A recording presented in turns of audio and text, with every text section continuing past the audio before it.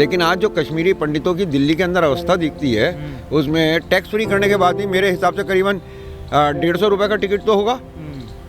कारों में बैठकर 150-200, जहाँ टैक्स फ्री नहीं है वहाँ 300 रुपये का टिकट लेकर, और उस गड़े मुर्दे को रोने जाना इनका, और जिस तरीके से उसके अंदर ये रोना पीटना मच रहा है और उसे जिस तरह से राष्ट्र से जोड़ा जा रहा है, तो ये इसके पीछे कहीं ना कहीं कोई ना कोई राजनीति को इंगित कर रहा है। बिहार में भूमिहार सेना ने, रण सेना ने क्या किया था, उनके लिए आपकी आंखों में कभी आंसू नहीं आए? और तो और सबसे बड़ी दुखद बात यह है कि जब बर्मा में रोहिंग्याओं के साथ इतना हुआ, तब यही ताकतें यहाँ पे हंस रही थी, मुस्कुरा रही थी और बोल रही थी। तो ये वो लोग हैं जो दूसरे के दर्द को पे हंसते हैं, और अपनी उंगली में भी अगर चोट लग जाए, दूसरे का गला कट जाए, तो इन्हें दर्द नहीं होता। कौन सी झुग्गी झोपड़ियों में कश्मीरी दिल्ली के अंदर रहते हैं, उनके बच्चे क्या कर रहे हैं? आज 7 साल हो गए नरेंद्र मोदी की सरकार को बने हुए, उनमें से कितने लोग वहाँ पे जो विस्थापित थे उनको स्थापित करने का कार्य इन्होंने किया है। तो ये तो सिर्फ ब्राह्मणों के दुख दर्द को, जख्मों को चीर के, इनके रोने पीटने को मचा के, और फिर उसके ऊपर राजनीति कर रहे हैं। देखिए, रियल लाइफ और रियल लाइफ में अंतर होता है।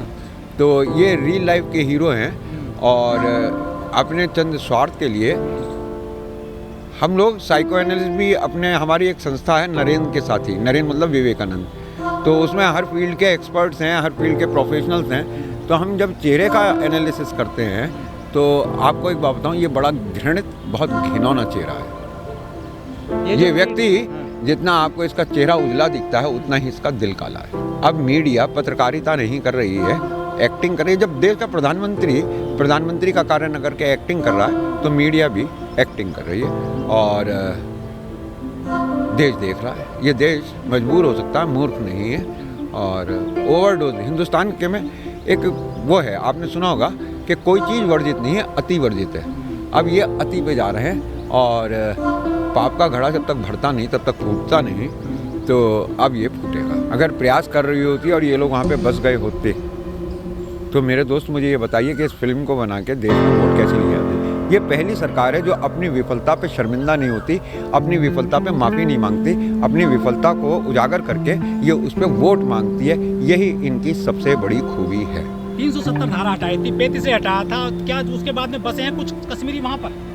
मेरे पास ऑथेंटिक डेटा सरकार का नहीं है, लेकिन जो इन लोगों ने मुंह से ही बोला है, अपने ही मुंह से बोला है, तो इसमें इन्होंने करीबन 6000 परिवारों को वहाँ पे मकान बना के देने की कोशिश की थी। कौन छोड़ के भागता है? अभी ये डायस्पोरा की बात कर रहे हैं। मैं आपके चैनल के जरिए आपके श्रोताओं से, दर्शकों से ये पूछना चाहूँगा कि उनमें से कितने, उसमें मैं संघ के बुद्धिजीवी भी चाहूँगा, उसमें सबसे ज़्यादा पढ़ा लिखा वर्ग आज की तारीख में जो है ब्राह्मणों के बाद वो अग्रवंशी और जैन है, उनसे भी पूछना चाहूँगा कि डायस्पोरा की डेफिनेशन क्या है और इसका एग्जाम्पल क्या है, वो ये दें, तब इस पर बात करेंगे।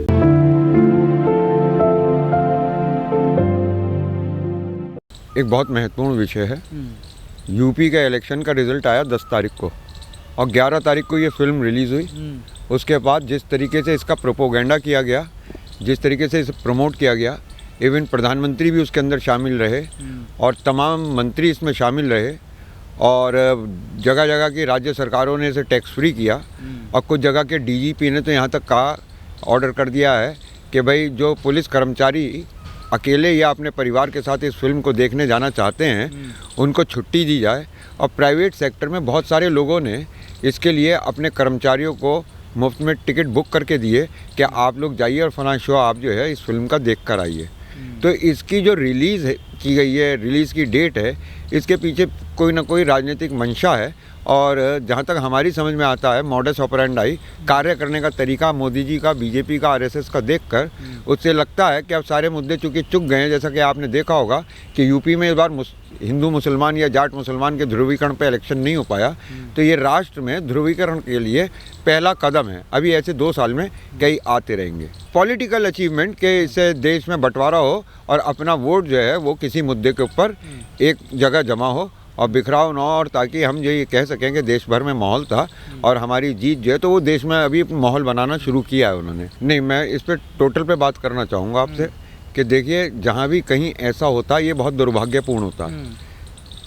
लेकिन यहाँ पे जैसे कश्मीर फाइल्स में कश्मीरियों के ऊपर उत्पीड़न दिखाया गया, उसमें 90 के लगभग हत्याएं दिखाई गई और 4 लाख के लगभग बताया गया कि कश्मीरियों को एक रात में, कश्मीरी पंडितों को एक रात में ही कश्मीर छोड़ना पड़ा।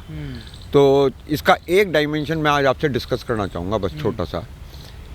भगवान परशुराम ने, ब्राह्मणों ने 21 बार इस भूमि को क्षत्रिय विहीन कर दिया। आज ये बात खोखली साबित हो रही है।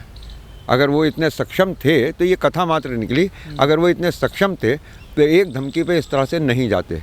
दूसरी चीज़ आपने देखा होगा, ब्राह्मण झूठे थे, वो जो परशुराम की कहानी गढ़ी जाती है उसको जी झूठा जी मानते जी वो जो बहादुरी उसमें दिखाई गई कि उन्होंने क्षत्रिय विहीन कर दिया था 21 बार। तो और क्षत्रिय आज भी आपको मिल रहे हैं, क्षत्रिय विहीन धरती नहीं हुई है। तो इससे एक बात तो कम से कम क्लियर हो गई। और ब्राह्मण डर के आ गए एक रात में। अब मेरी बात पूरी हो जाने दीजिए। दूसरी चीज़ ये रही कि इन्होंने जिस तरीके से इस प्रोपोगेंडा को फैलाया है और जिस तरीके से ध्रुवीकरण करने की कोशिश की है, उसमें हम इतिहास में अगर जाएंगे तो हमारे सामने कई इंसिडेंट ऐसे हैं कि जो ये बताते हैं कि ये डीएनए बोल रहा है। जैसे आपने देखा कि 700 के लगभग किसानों ने अपनी शहादत दिल्ली के बॉर्डर पे दे दी, लेकिन वो हटे नहीं। दिल्ली जब मुग़लों की, इस्लाम की एक बहुत बड़ी गद्दी बन गई थी, कश्मीर ऐसी कभी नहीं बनी। तो जब बन गई थी तब भी यहाँ से गुजर, जाट, राजपूत, इन्होंने अपनी ज़मीनें नहीं छोड़ी और ये यहाँ से कहीं नहीं भागे। तो इसका मतलब यह, और ना उन्होंने आज तक इस बात का स्यापा करा है। तीसरी चीज़ कि जो गुजरात के अंदर दंगे होके और जिस तरीके से जेनोसाइड किया गया वहाँ पे, उसके ऊपर एक फिल्म भी बनी थी, लेकिन उसको रिलीज़ नहीं होने दिया गया और उसके ऊपर भी कोई रोना पीटना ऐसा नहीं मचा। लेकिन अगर हम भारत के इतिहास को देखें तो ये शोषण तो लगभग 5000 साल से इस ब्राह्मणवादी व्यवस्था में दलितों ने बारंबार और अनेक जगहों पे भुगता है। तो उन्होंने भी तो इस तरीके का कोई स्यापा नहीं किया और अपने अधिकार के लिए वो लड़े। तो ये ड्रामा है आपकी नज़र तो में? ये एक डीएनए जो है, ये छाती पीट के रोना। देखिए टीवी पे तो अलग बात है, लिंक पे पिक्चर देखना अलग बात है। अगर सर कश्मीर जेनोसाइड था वो मामला, तो गुजरात के 2002 के दंगे, 1984 के दंगे, या आए दिन दलितों को घर से, गांव से उनका बहिष्कार कर दिया जाता है, मिर्चपुर जैसे कांड हो गए, तमाम दलितों को मारा गया। आपने मूवी देखी होगी, जय भूम मूवी भी आई है, द शुद्रा मूवी आई है, आर्टिकल 15 आई है। तो क्या ये विषय नहीं बने सर? देखिए जो यहाँ की मानसिकता है, इससे पहले तो हिंदू राष्ट्र, हिंदू की जो खूबी है वो वर्ण व्यवस्था है। इस्लाम में कोई वर्ण व्यवस्था नहीं है, क्रिश्चियनिटी में कोई वर्ण व्यवस्था नहीं है, बुद्धों में, सिखों में कोई वर्ण व्यवस्था नहीं है। लेकिन हिंदू धर्म की जो खूबी है वो वर्ण व्यवस्था है। इसमें ब्राह्मण सर्वोपरि है, फिर उसके बाद क्षत्रिय है, उसके बाद वैश्य है और फिर शूद्र है। तो शूद्र को तो इन्होंने एक बहुत लंबे समय तक अछूत मानकर और इंसान ही नहीं माना। इसे मैं ही नहीं कह रहा, इसे अगर आप ऑथेंटिक रूप में सुनना चाहें तो अमेरिका में जाके स्वामी विवेकानंद ने भी कहा। और जहाँ तक मैं आपको बताऊँ कि आज की तारीख में भी आपको शायद इस बात की जानकारी हो कि एक बहुत लंबे संघर्ष के बाद और बहुत बड़ी क्रांति के बाद टीपू सुल्तान जब सत्ता में आया, तब उसने शूद्र महिलाओं को अपने स्तन ढकने की आज़ादी नहीं दी। आज़ादी, उसने कहा कि तुम्हें स्तन ढकना पड़ेगा। ब्राह्मणवादी व्यवस्था उस स्तन को ढकने नहीं देती थी। हाँ, औरतों से और आदमियों से तो अछूत, औरतों से तो अछूत। लेकिन देवदासी प्रथा में एक गरीब की कन्या जो कि शूद्र होती थी नॉर्मली, अगर उसके बालों में जटाएं पड़ जाती थी तो उसको जो है मंदिर की प्रॉपर्टी मान लिया जाता था। तो ऐसा शोषण तो कुछ जातियों ने हजारों साल है, जो आज भी चल रहा है ना साउथ, हजारों साल के इस शोषण को झेला। उनके दर्द को हमने दर्द नहीं समझा। बाकी कुछ जाति प्रजातियों ने, कुछ धर्मों ने समय समय पे अलग अलग टाइम पे, लेकिन ऐसा रोना पीटना और ऐसा स्यापा हमने आज तक नहीं देखा। ड्रामा नहीं है तो फिर क्या है? हमें उनके दुख और दर्द के साथ सहानुभूति तो है, लेकिन उसे इस तरह से पेश किया जाना कि गिरिराज सिंह जैसा आदमी भी रो रहा था, अनुपम खेर रो रहे हैं, अनुपम खेर रो रहा था। और मैंने फिल्म तो नहीं देखी, लेकिन उसकी एक छोटी सी क्लिप देखी है जिसमें अनुपम खेर कहते हैं, जब उनसे पूछा जाता है कि आपने यहाँ पे फिर इस्लाम कैसे फैला, तो उन्होंने कहा सूफियों की तलवार से। ये बहुत निंदनीय है, शर्मनाक है। इस्लाम में ही सूफी नहीं है, गुरु महाराज की वाणी भी सूफी वाणी है, जो इन्हें सिख बना रहे हैं, वो दशम गुरु गुरु गोविंद सिंह जी महाराज बना रहे हैं। सिखों का 84 में दिल्ली के अंदर कत्लेआम इससे कहीं ज़्यादा भयंकर था, लेकिन उनके लिए रोने वाले, ऐसी फिल्में बनाने वाले कहाँ चले गए थे। तो विवेक अग्निहोत्री की ये जो फिल्म है ये राजनीतिक प्रोपोगेंडा है। देखिए, मेरे को अभी इस बात की जानकारी नहीं है, आपके श्रोता भी मुझे इसकी जानकारी करके कमेंट में आपके चैनल पे भेज सकते हैं कि एक तरफ तो पंडित आ गए, फिल्म का बनाने वाला भी पंडित है, इस फिल्म के प्रोड्यूसर कौन है? डायरेक्टर तो ये हो गए, इसका स्टोरी इनकी हो गई, लेकिन इसका प्रोड्यूसर कौन है? अगर मेरे को जानकारी करके बताइएगा। अगर कोई बनिया निकले, कोई जैन निकले, तो फिर आप मान लीजिएगा ये टोटल राजनीतिक प्रोपोगेंडा है। वो एक राजनीतिक पहलू है जिसके डायमेंशन पे अगर आपने मुझे कभी समय दिया तो मैं आज उसका जिक्र भर कर दे रहा हूँ, और अगर आपने कभी समय दिया तो उस पर हम तफसील से बातें करेंगे, क्योंकि ये मल्टी डायमेंशनल है और सबको कवर किया जाना ज़रूरी है। आज कांग्रेस के ऊपर रोना हो रहा है और ये कहा जा रहा है कि सेकुलरिज्म ने इसके ऊपर पर्दा डाले रखा, लेकिन मैं आपसे पूछता हूँ कि उस टाइम पे सरकार किसकी थी केंद्र में? विश्वनाथ प्रताप सिंह की सरकार थी। वो किसके समर्थन से चल रही थी? वो बीजेपी के समर्थन से चल रही थी।